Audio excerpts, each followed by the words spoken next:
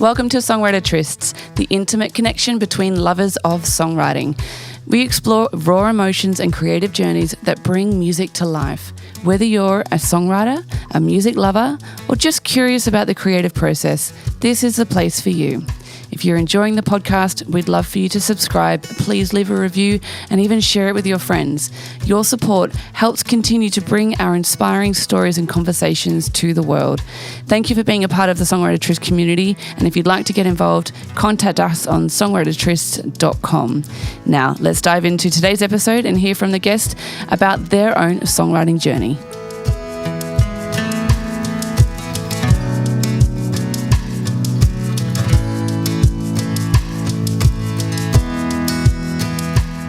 Welcome to another Songwriter Tryst with a very special guest all the way from Nashville, Tim James. Thank you for joining me. You are very welcome. I appreciate you having me. I'm looking forward to it. You've done some incredible things. So I like to get everyone to start, though, by introducing themselves. Tell us, who are you and where do you come from? And what do you do? Yeah, my name is Tim James. I was actually born and raised in a little town south of Nashville called Murfreesboro, Tennessee, which is where I still reside. I lived in Los Angeles when I was from, 23 to 30, much of which I don't remember. But no, it was great. And yeah, I'm a singer-songwriter. My career path is probably drastically different than most. If you want me to tell you that story, I'd love to hear that, yeah. But yeah, I always say when I'm playing on stage writer shows, I had very little direction when I was young, and I got kicked out of one college and flunked out of another. And yeah, college dropout. Yeah, not my proudest moment. But I moved to LA at 23, and I was in sales. I got into various sales jobs. I eventually landed in pharmaceutical sales. Wow. Yeah, which is a great job. Mm-hmm. And then probably 34, 35 years old, I started making trips back here to Nashville. And I just got to a place in life where I was like, you know what? This is not what I want to do. I don't want to sell cough syrup anymore. Yeah. I want to write music and play music. So I took a gigantic risk, which I think a lot of people in this business, you take these risks, but in some cases, very little chance of a payoff. Mm. I decided to throw everything, including the kitchen sink, at music. And so at 37-ish, I moved back to Tennessee and started with nothing. Yeah. Wow. I quit my job, moved back here, got divorced in LA, and came back here and just went from scratch.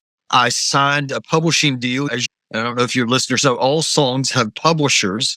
Anything that's copywritten has a publisher. So that Nashville is chock full of publishing houses. Yeah. And I signed a small publishing deal, which certainly felt like validation. Yeah. Encouragement. Encouragement. I was like, man, I got signed and this is great. And then I was there for about a year and a half and they decided to close up shop.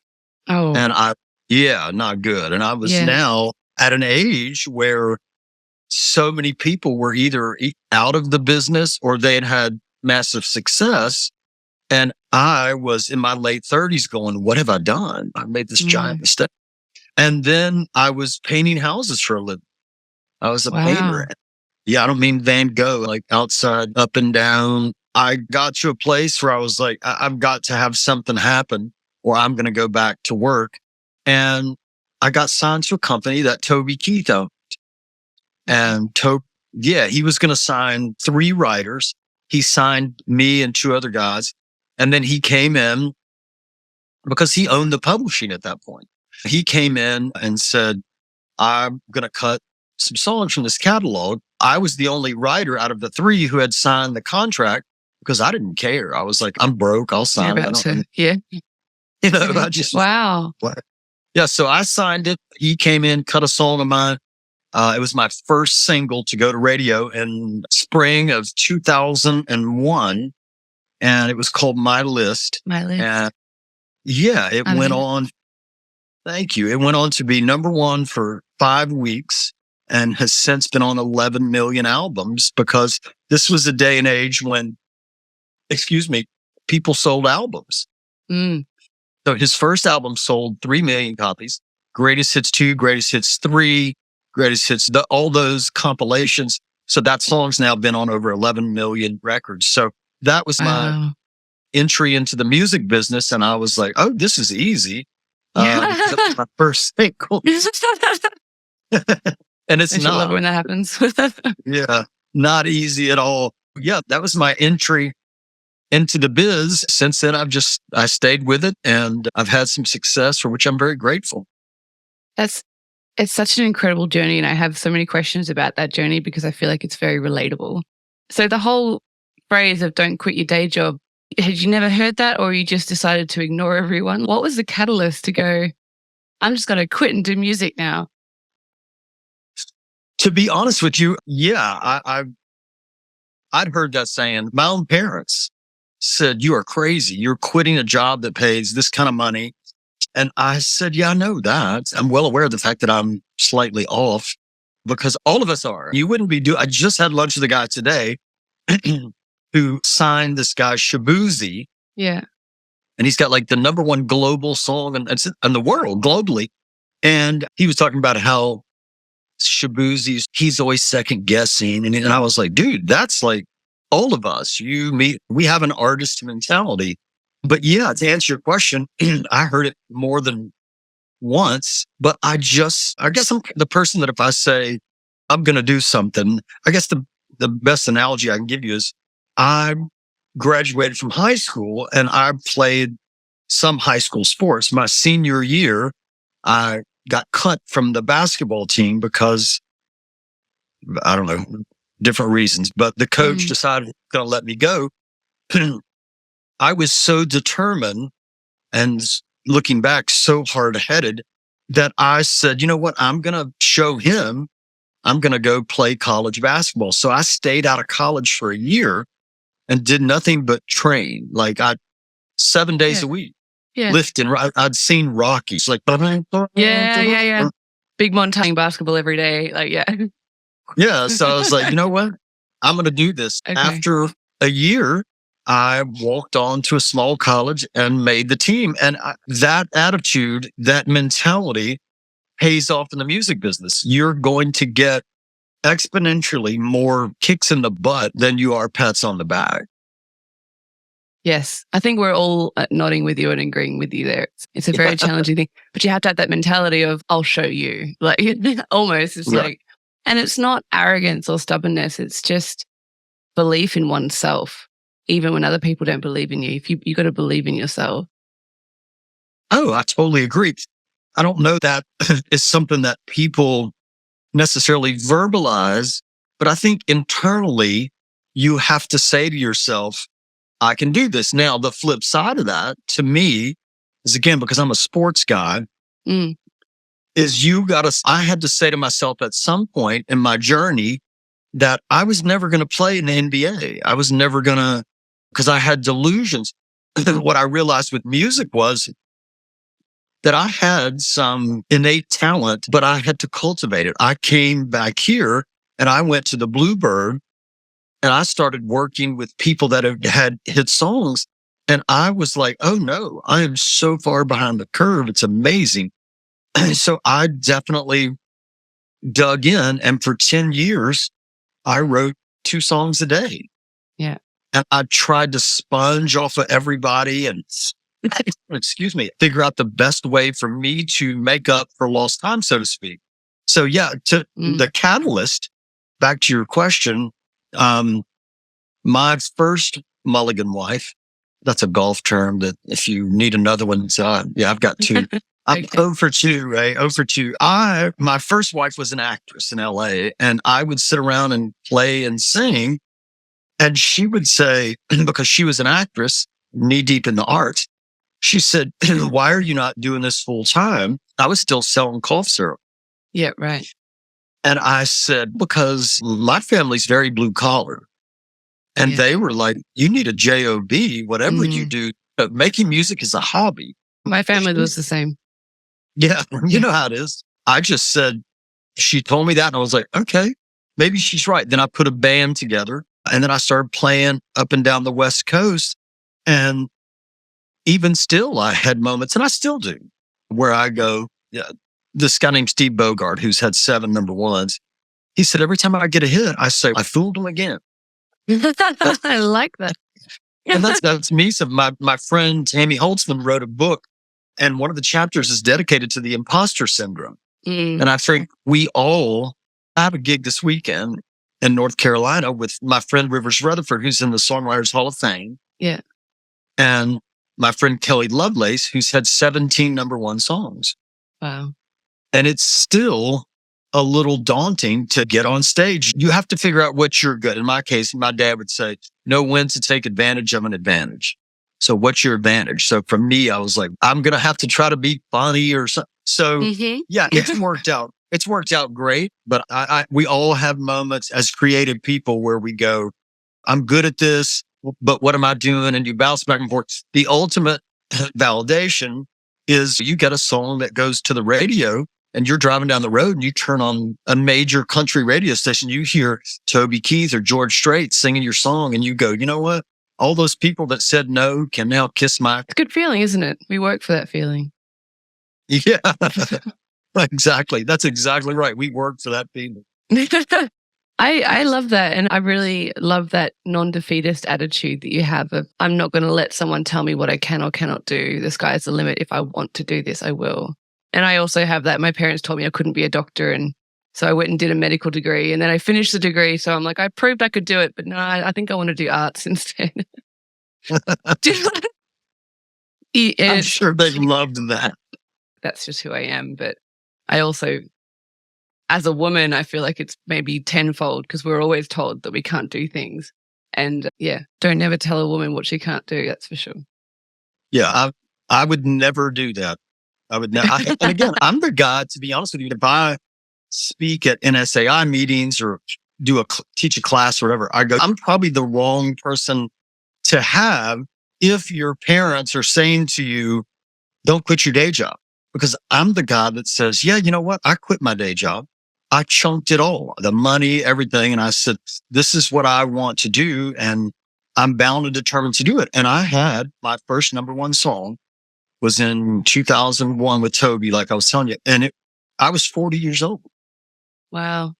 And it's an important story to share because there are so many ageist views. I don't know if it's like that necessarily in America, but in Australia, if you want to go on to songwriting shows or if you want to have any success or get signed, once you're over the age of 27 or 28, it's almost like it's a joke. You're joking that you actually, like I entered the industry at 31. I couldn't sing in public before then or share original music before then. And I have 3 kids.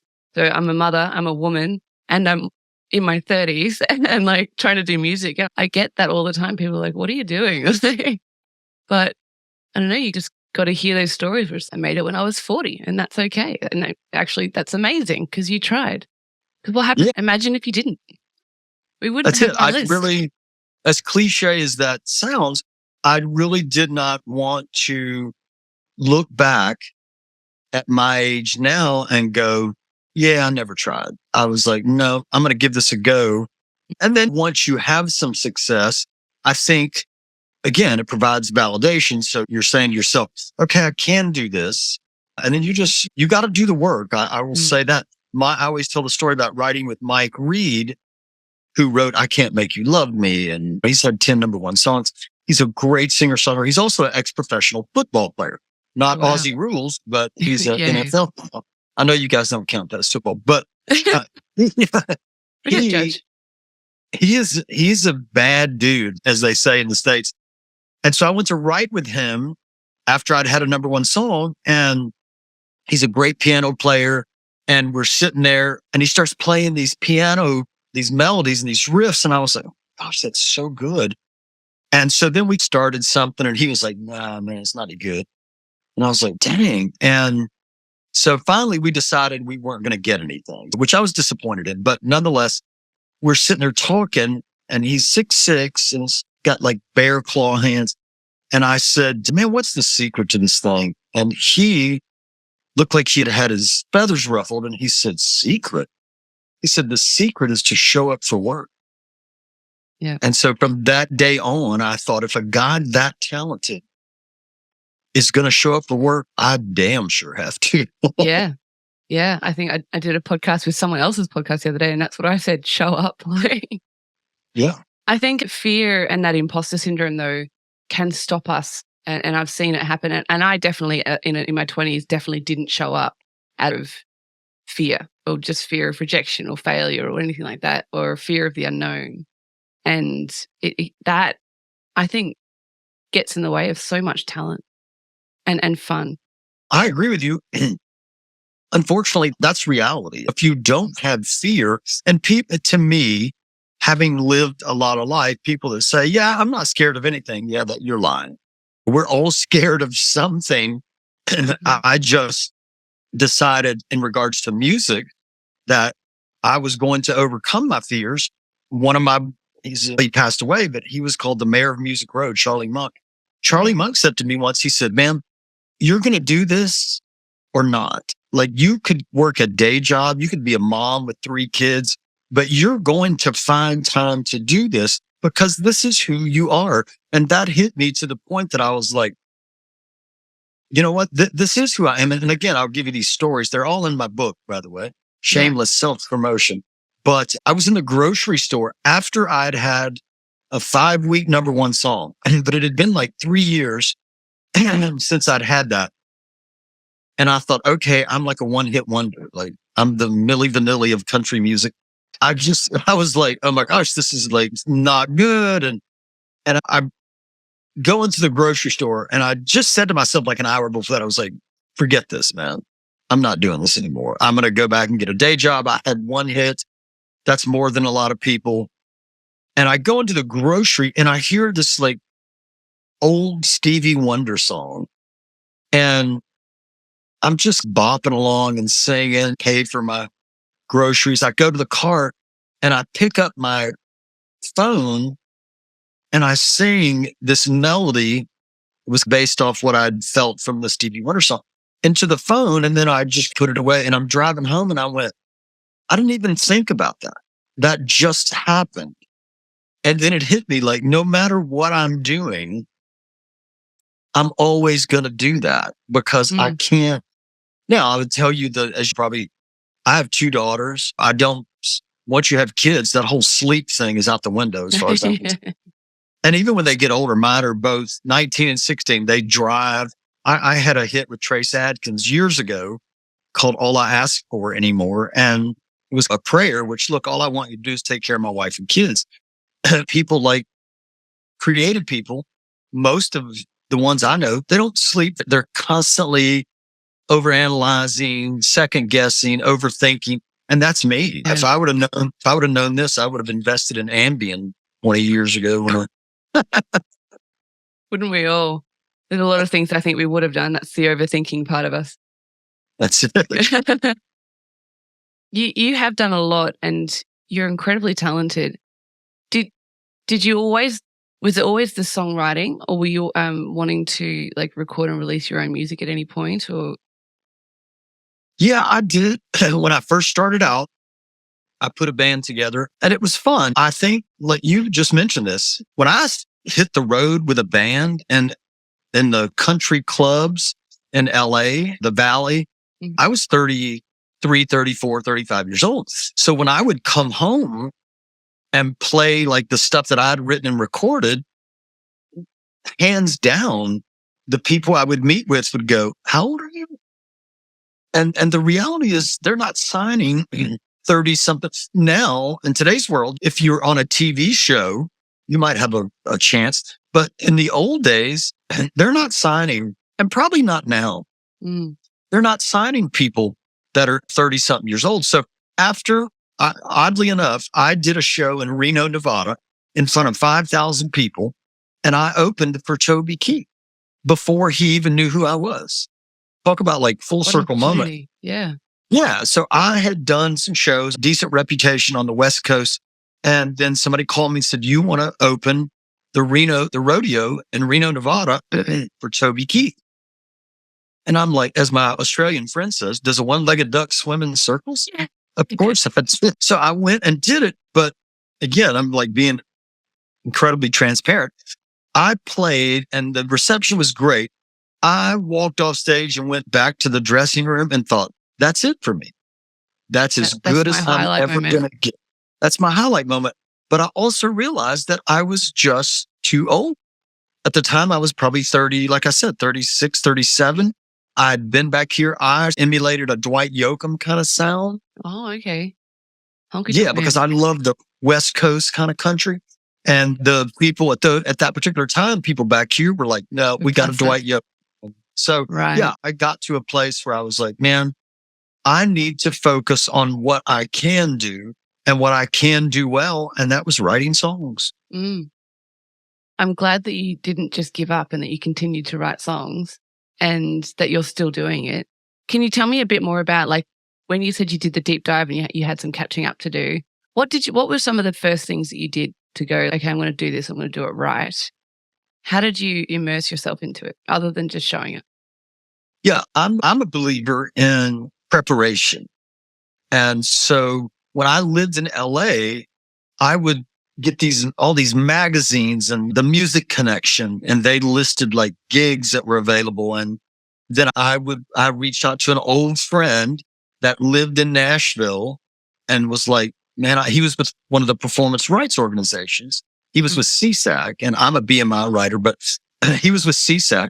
And I called him and I met with him, but I had already, as the word you used, I'd already immersed myself in the subject matter. So when people said, okay, this is a straight pub deal or a co-pub deal, or you're going to get a draw against, or you're going to get all of the terminology, all the publishing information, so that when I did sit down with somebody, I was well versed in it. Nowadays, I feel like a lot of people, younger people, come here and that they ask questions, and I go, man, you should not be asking me these questions. You should read up on this. Because I'm full of like useless analogies. One of my other friends, Chris Dubois, who has written probably 15 #1 songs, he owns a publishing company that's just knocked the bottom out of it. When I first came home, he said, listen, man, the reality is that Nashville is the major leagues. Again, sports analogy. He said, Nashville's the major leagues. He said, you're on the bench because you do have some talent, but you're not close to being in the game. So again, I had to, from a business standpoint, I definitely dug in from a creative standpoint. And I would encourage everybody to do this. Your listeners, and you can disagree, that's fine. I encourage people. I have people they'll say, let me play you something. And they play me something and I go, now let me ask you a question. Does that sound like anything? What's your objective? And they go, I want to be on country radio. I want to get a major label cut. And I want to hear my song on radio. Okay. Does what you just played me sound like anything that's on the radio? For that matter, does it sound like anything? Go buy I'm dating myself. Go buy a Garth Brooks album. Go buy a George Strait album. Does the song you played me called Grandma's Honey Biscuits sound like anything? Yeah. No, is the answer to that. Be real with yourself. Yeah, it's exactly. Be real. You've got to realize what your competition is, and you have to step up to the competition. If you don't, this place it'll swallow you whole. I think that's a good reality check, and also some real hard truth for people to go away and go, what am I actually doing and what do I really want? And they're questions that as creatives, sometimes we're afraid to ask those questions of ourselves. But I don't know about you, but once I set a goal, I'll achieve it. But then once I achieve that goal, I have to go back and go, oh, now what am I going to do? And then reset a new goal. And it's a cycle. Yeah, there's no question. Yeah, it's a vicious cycle. And I find myself going, still, I've had success. I just say, what's like in the last 6 months, I got 2 songs on a Kenny Chesney record. I got 1 on a Chris Stapleton record and 1 on a George Strait record. And if I'm being honest, that was in the last 8 months. A year ago, honestly, and I'm still have a publishing deal with a guy who's a great publisher, and he's a great guy. So he keeps me employed. Yeah. And he's glad he did it because he owns the pub on these two Kenny Chesney songs. Yeah. But a year ago, I was like, I'm done. I'm done. And I had to reevaluate and say, okay, what does the next few years of my life, what's that going to look like? And about the time I said, forget this, man. I've had a good run. I've had 100 and something songs cut, 3 #1 songs, 5 top 10 songs, a Grammy. Like, I'm a guy that started, I went to the Grammy Awards and my buddy said, let me get this straight. 10 years ago, you're selling cough syrup and now you're here for the Grammy. I was like, yes. But I was a year ago, maybe 9 months ago, I was in Florida on vacation. My buddy texted me and said, hey man, have you seen the Stapleton album cover? And I was like, no, why would I? He said, pull it up on the internet. And I pull it up and there's a song we wrote 15 years ago. Wow. That he put on his new album. So that goes back to what you and I were talking about in the very beginning. Do the work. Because the 2 songs, the Chesney songs are new. The Stapleton song is 15 years old. And the one that George Strait cut on this new project is 16 years old. That's so crazy. Yeah. So it means, it's me, Stapleton. Oh my gosh. I mean, and that's what I mean. I'm the wrong guy. People listen to it and their parents hear it and go, no, you better not quit your day job. Like me, I go, you know what? Quit it. Do what you love. Life is too short to wake up one day. And it's a struggle. The reality, Rae, is that being a medical doctor is a struggle. Mm-hmm. If you're going to struggle with something you love, do something you're proud of. That's it. If you could give one piece of advice, and you've already given so much advice for that, because I usually say for someone just starting out, what about for someone who has had a bit of success and maybe they're on the other side of the curtain that people walk through when they're just starting out? Now they're on the other side of the curtain and maybe they're feeling like they've had a bit of success, but they're still struggling and they didn't realize it was going to still be hard because you've done this for so long and you keep going like a train, you're just chugging along. What's been the thing that's gotten you through in those moments when you've almost wanted to turn off the engine? Alcohol? No, I don't really endorse this message. Yeah, exactly. My old roommate in LA was Australian. What part of Australia are you in? I'm on the Gold Coast, so near Brisbane, Queensland. Their names are Costas and Louis Mandylor. I don't know if you've ever heard of those guys. They're successful actors. And they're Australians, but I would say, you want to go get a beer? And he would say, you want to go get a pint of, and he would call it something else. And I would say, who calls beer that? And they were like, we do. But man, I think you answered that question before you even ask it. Keep showing up, push through. Like I choose to, and this is weird. I try not to think about my past successes. I try to, for instance, I'm writing tomorrow with a guy one of my oldest friends. And then this other guy who's a new potential artist and he's with Sony. I don't know if anything's going to come of it at all, but I got to go show up and I got to do the work. So I try to say my successes don't affect my tomorrow. Now it might affect my pocketbook, but as far as me thinking about, I just don't do it. I never, and maybe I should. Sometimes I feel like now you're my therapist all of a sudden. I definitely don't think a lot about the past or the struggles and again, my book talks about all of this, my personal struggles, twice divorced and my brother passed away 2 years ago. My dad passed away. That's all part of life. You push. And maybe when I'm saying it out loud, maybe that mentality is the same when you get the curtain opened. You still say, I'm going to keep pushing. I'm going to get up the next morning and I'm going to go. And in our case, a creative's case, go to work and love like crazy. The course to love like crazy is be a best friend, tell the truth, overuse I love you, go to work, do your best, and don't outsmart your common sense. It's, you know what? Get your butt up and go to work. You never know. And that's another good example. My dad passed away 14 years ago, and we were real close.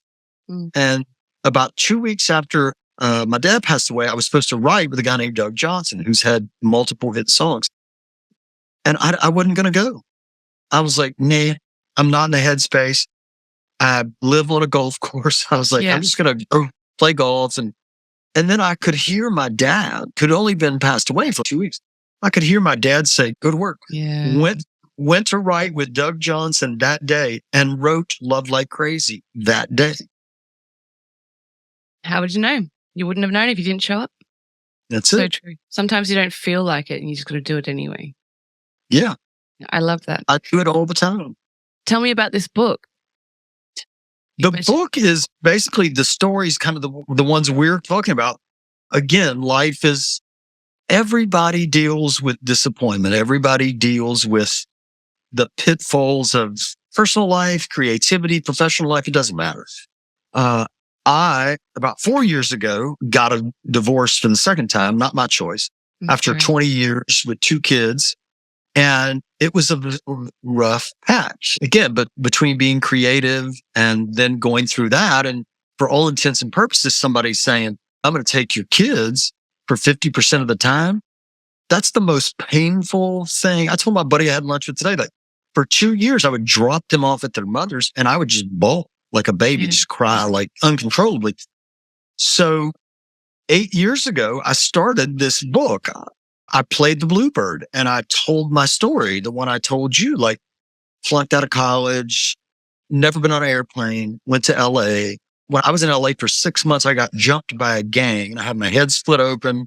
I had my jaw wired shut, and I was telling all these stories. And after the gig, this lady comes up and says, okay, I'm an agent. I book, like speakers and things like that. That's one of the most inspiring stories I've ever heard. You moved back here with nothing. You were painting houses. You ended up with a #1 song, and now you've had other number.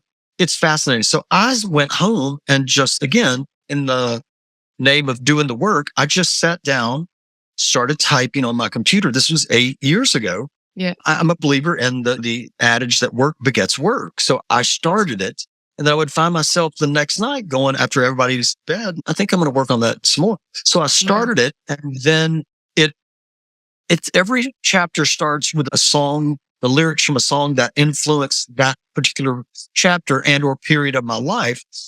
But it covers not only my professional experiences, which for the most part have been wonderful. It covers the mental health aspect of what you were talking about in the beginning of this conversation about don't tell a woman she can't do something. Men are afraid to talk about mental health. Yeah. And I'm not. Like when I got divorced, it was a tough time. So I started the book, and then the more I wrote about it, and it started when, I always say the trajectory was, I wrote this book when life was at its peak. I'd been to the Grammy Awards. I'm from a small town. I sold cough syrup. I'm at the Grammy Awards nominated for Song of the Year. Yeah. And trust me, I was as surprised as anybody else. But so it's here. And then my dad died, and then my wife divorced me. And I would never use the words clinical depression, because I'm not well versed in that enough to speak on it. I will tell you that I was depressed. The book started as a labor of love, if you will, like me just saying, man, I just want to tell my story and maybe somebody will get some inspiration from it.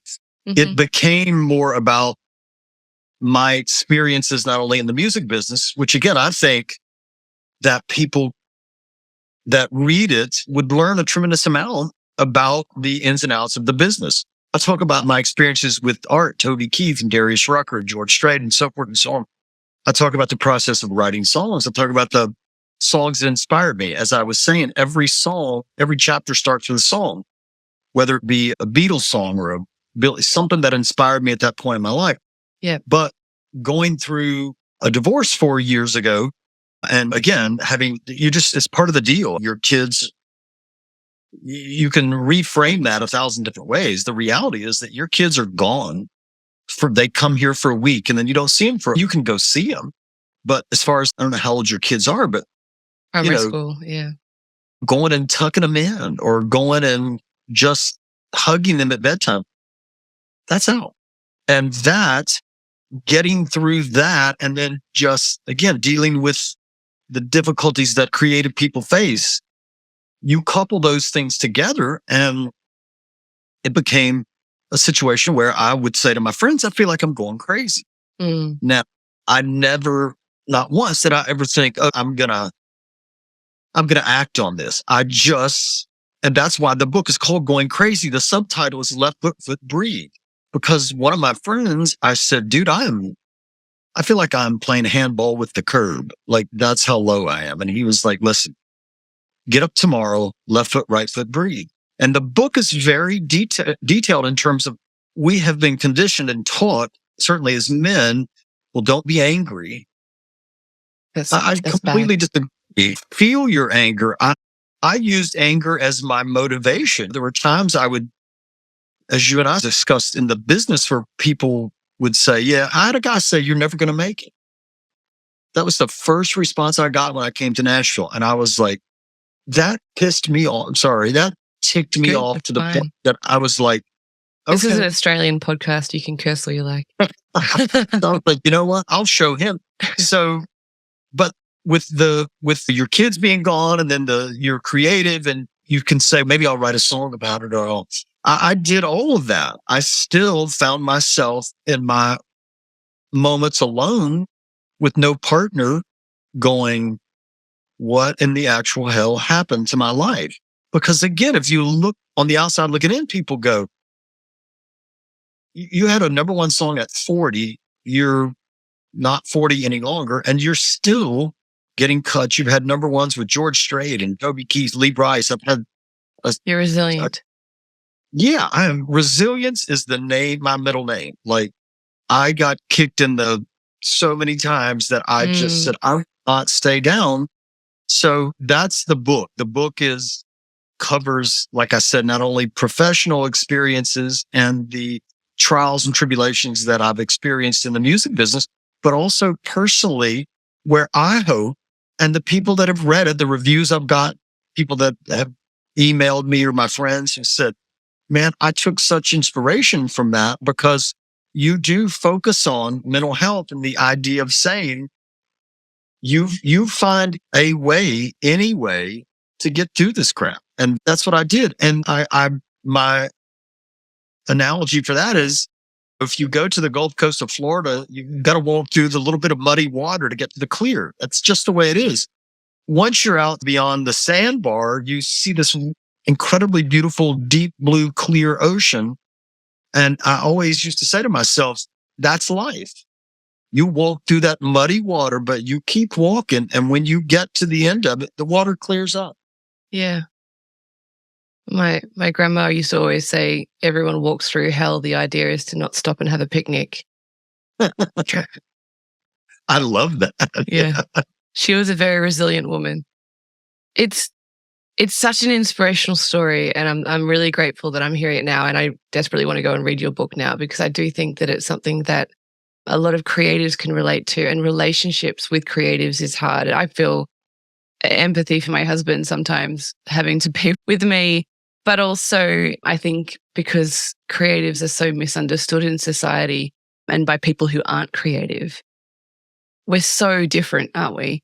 And it can be then hard to have relationship, because we need relationship just like everyone else. But I don't know about you, but often as well in relationships, the other person wants you to be more like them in their box. And when you don't fit in the box, it creates a lot of conflict, and we don't see a lot of resolution in life. And it's good to tell stories that have that resolution, no matter what that clear water looks like. That's the resolution.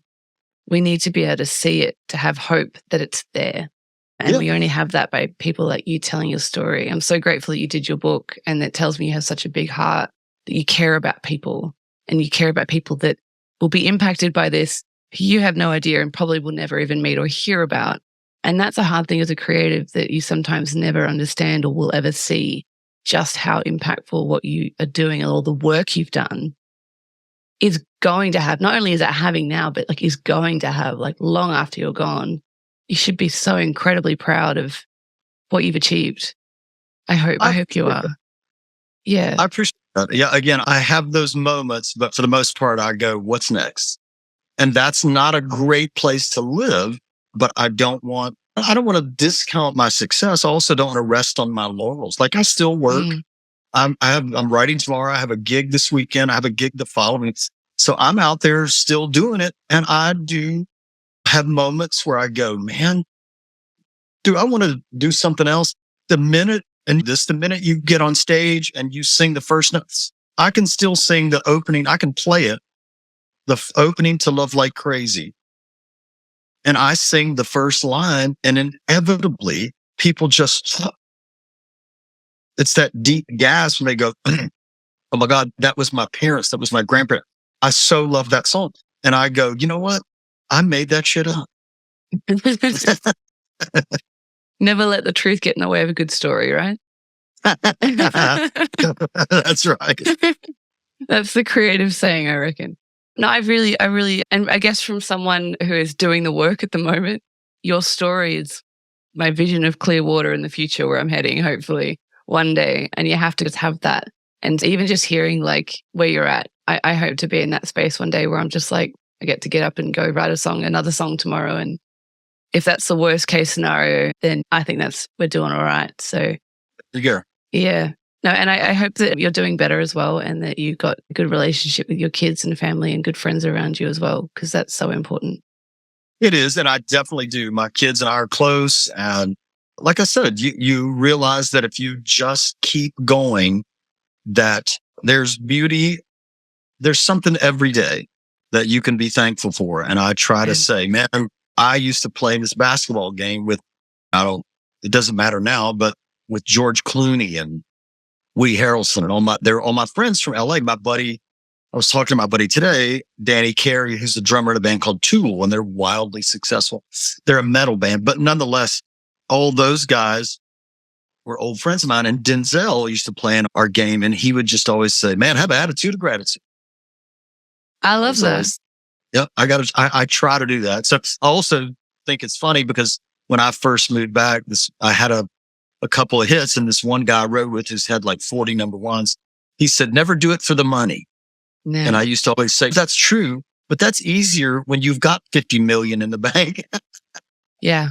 Yeah. Someone said money's like air. You don't think about it when you got plenty, but when you haven't got any, you got to think about it. You can't suffocate. You got to take care of your basic needs. That's it. I was telling someone actually yesterday at a meeting, it's like music is a business. And no one is very successful going into a business without some sort of investment or capital to launch that business. And it gives them time and space to do the business development and the business growth. And everything that you earn's got to go straight back into the business. And so you need to be able to take care of your basic human needs so that you have the space and energy and time to commit to growing that business. And it's not something that I've heard a lot of people talk about when they talk about doing music. More often it's, I've quit my job and I have nothing, and now I've got to desperately scrounge around to try and make enough money to eat. And that's not very conducive for a creative mind either. Although I do also think being too comfortable is also not conducive for a creative mind. So there's like a happy medium. I agree with you. You've worked with so many amazing people, and I always ask people, who would you like to work with, dead or alive? Is there someone that like really inspires you or has inspired you that you haven't worked with that you would wish you could have worked with? Or maybe they're not around anymore, but you wish you had that chance? Man, I don't know that I've ever thought about, nor has anybody asked me that. I hate to say it, but I would have loved to have spent a day with Frank Sinatra. Yeah, he's like a man's man. He's a great singer, and he liked to drink and smoke. I don't smoke, but yeah, somebody like that. In the country genre, my book, Toby Keith wrote the foreword to the book. And Toby Keith knew that he was deathly ill. And I spent Again, I was a guy that got such a late start. There was a time when I was on the bus with him, and it's Mel Tillis is on the bus, and my dad's heroes are on the bus, and Toby, and I'm a sports guy, so Barry Sanders, all these crazy athletes, they're just raising hell and drinking, and I am standing there like a sponge, like just soaking it all in. And so I loved working with Toby. We only wrote a handful of songs. He never recorded any of the songs we wrote. My List was one of his biggest songs. So yeah, he was great. Sinatra, somebody like that those guys are, to me, they're gifted. Like I can sing. Yeah. I'm not a gifted singer, but I love guys like that. Yeah. With charisma. It was more than talent. There was like presence with Mr. Blue Eyes. And yeah, I wish I got to meet him, but we just got to live with the memories. I appreciate that. Is there anything else you would like to say to songwriters out there or to anyone listening to this podcast? Yeah, if you want, and people do this all the time, all of my photos and information are at my website, which is thetimjames.com. The book, you can buy it on that site. It's easier to buy it on Google or Amazon. Just go to Amazon and look up Going Crazy. Does it distribute to Australia by any chance? I'm sure. I would think so. Okay. That's the best way to buy the book. I really do think people will enjoy it. And again, I think songwriters will find it inspirational. Do the work. Like write a song. And again, if you want to be in the market, listen to what's going on in the market. That's just reality. Like you have to say, okay, is what I'm doing comparable to what's on the latest Luke Combs album? I appreciate it. Thank you so much for having me. All right. Thank you, Tim. Take care.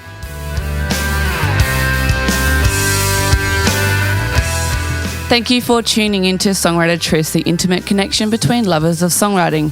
We hope you enjoyed today's conversation and gained some inspiration from our guest's story. Be sure to visit our website at songwritertrysts.com, where you can find live events, get feedback on your own songwriting from professional songwriters, and explore opportunities like our songwriting retreat on the Gold Coast. Don't forget to subscribe to the podcast so you never miss an episode. And if you enjoyed what you heard today, please take a moment to leave us a review. Your feedback helps us grow and reach more lovers of songwriting.